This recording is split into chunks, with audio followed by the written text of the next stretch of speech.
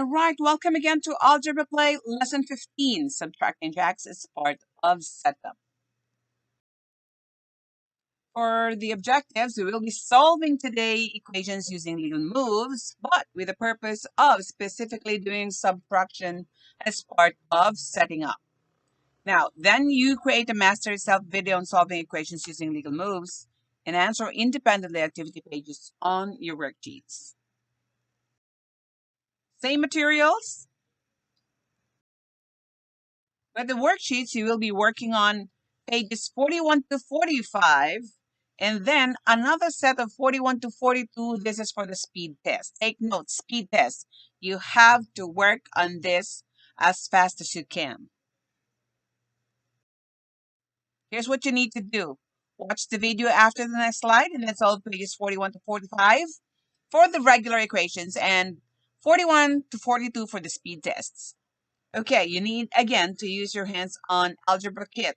But if you already have reached a certain level of mastery at this stage, you can go ahead. You can go ahead and do a mental calculation. Right. Now, make a self-video of you solving page 45 rather, items 8 to 10, using your hands on Algebra Kit. Do it no more than 2 minutes still. All right, for the hands-on time, activity 13A, same thing. You still do a self-video, solving page 42, items 8 to 10, using your hands-on Algebra Kit. Save it and submit to Dojo. For activity 13B, still you will be answering pages 41 to 45, but there are 2 pages, 41 to 42, which are speed test pages. Still, you need to take pictures for each answered pages, but on the speed tests, you have to work on this one as fast as you can. Now, your target time is to finish solving in 90 seconds. Don't worry if you don't hit that the first time, but you'll get used to it, and finally, you'll be able to do that, all right? Submit to Dojo the pictures. All right, our new lesson for today is subtracting jacks as part of setup. Okay, so ang atong previous lesson is about legal move. What's the difference of legal move and subtracting jacks as part of setup? Now, legal moves, imo ning himuon when you are already finding out what the value of x is. Pero ang subtracting jacks as part of setup is that you do the subtraction para pag-set up pa lang sa imong equation. Like this one. See? This kind of equation, nga naay mga minuses, mauna ang time nga moingon ka sa subtracting jacks as part of setup. It's not yet the legal move. It's not yet finding the x value.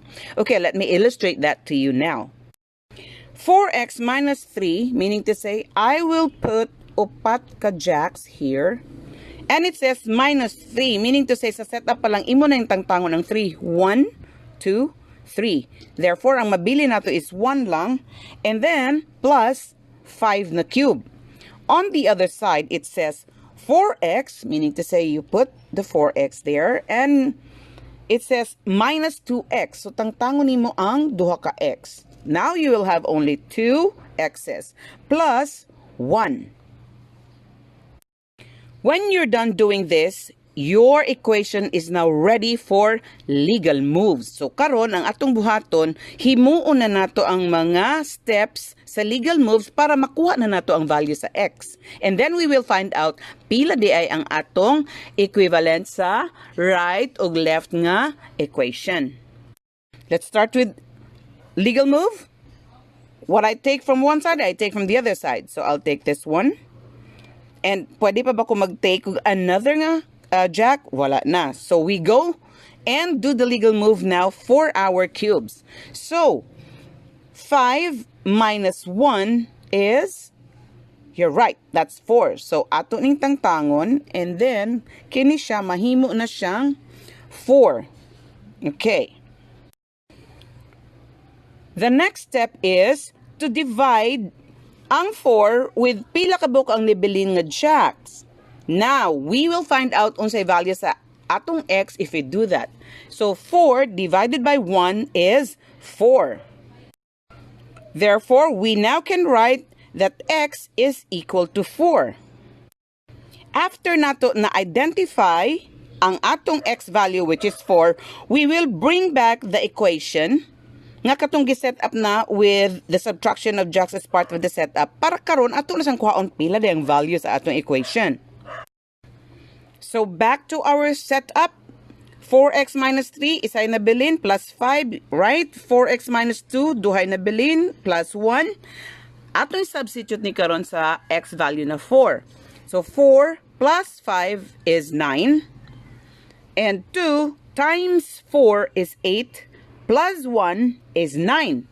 See, ang atong value sa left side is 9 and the value of the right side is 9. Therefore, our equation is now balanced and 9 is the value of our equation. So finally, we can write our answers as x is equal to 4 and the value of our equation is 9 is equal to 9. So take note of that. Dili mag-una ang legal move. Kung ang equation na ay minus sa iyahang statement, mathematical statement, you use first subtracting jacks as part of setup. Nga ing-ani na din iyang dagway.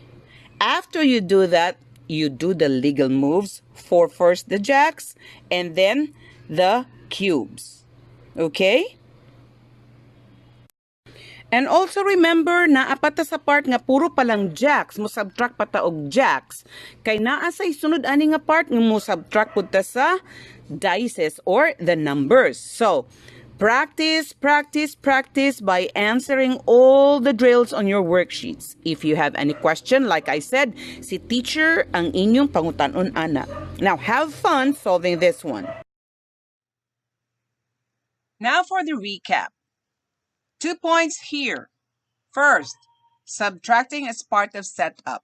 Now, when you see an equation nga naa siya'y minus, then what you need to do is do the subtraction first. Perform it to simplify the equation.